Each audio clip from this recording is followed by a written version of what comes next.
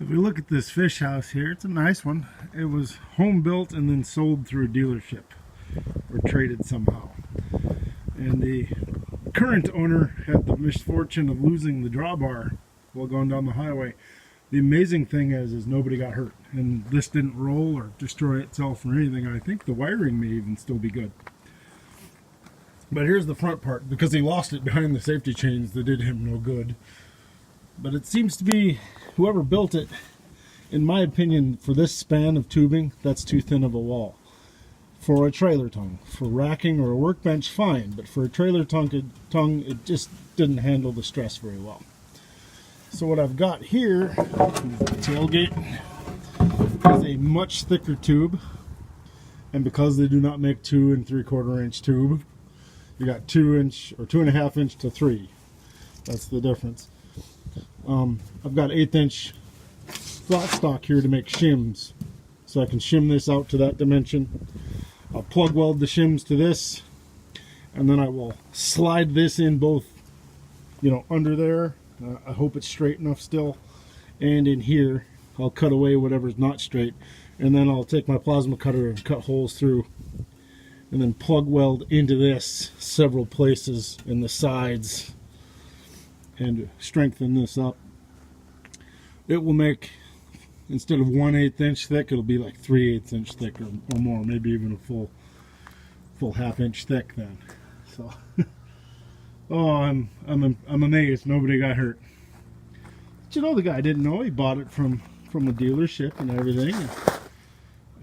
From the side and from the top, it looks like it's built very well. You can't tell what was all used. You also, it may look good and may be all painted.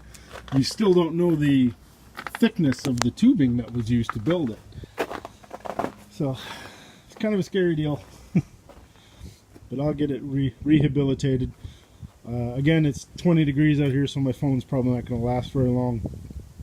But first, I'm gonna jack it up with a handyman, put some car jacks under it, level it out, and then we'll see what we can kind of do as far as making this up in the bench inside the shop. Yeah,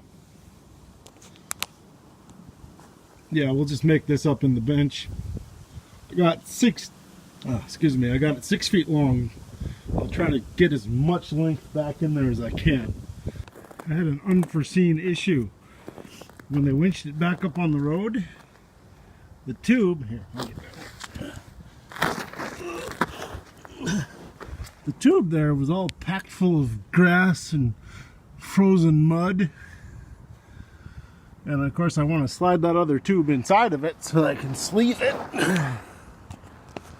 So what I wound up having to do was cut the bottom, whoop, my finger's in the way, cut the bottom out of the tube so I could dig all this out.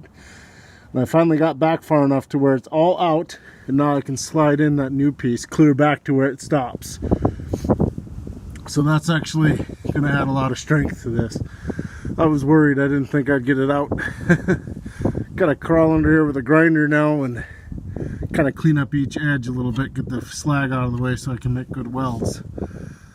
But yeah, I thought this was going to be quick and easy. No, nothing's quick and easy. I've been laying out here on the ice like this for most of the day, trying to get all that chiseled out of there. Pretty cold. Glad I'm in my yard where I can go get warm. The best thing would be to have a shop where I could pull this in, but that's future. There it is, back on. Here's some of the plug welds I was talking about. Yeah, it started snowing shortly after I started working. I had about 1 inch of snow piled up on top of me when I stood up from under there. But I have it welded in really, really good. Oh, it's cold. I was going to check the wiring before I called the guy.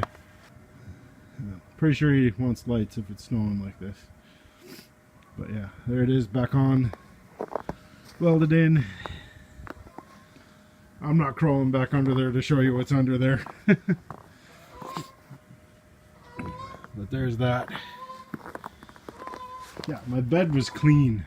There wasn't anything on it when I started working. Unpredictable stuff.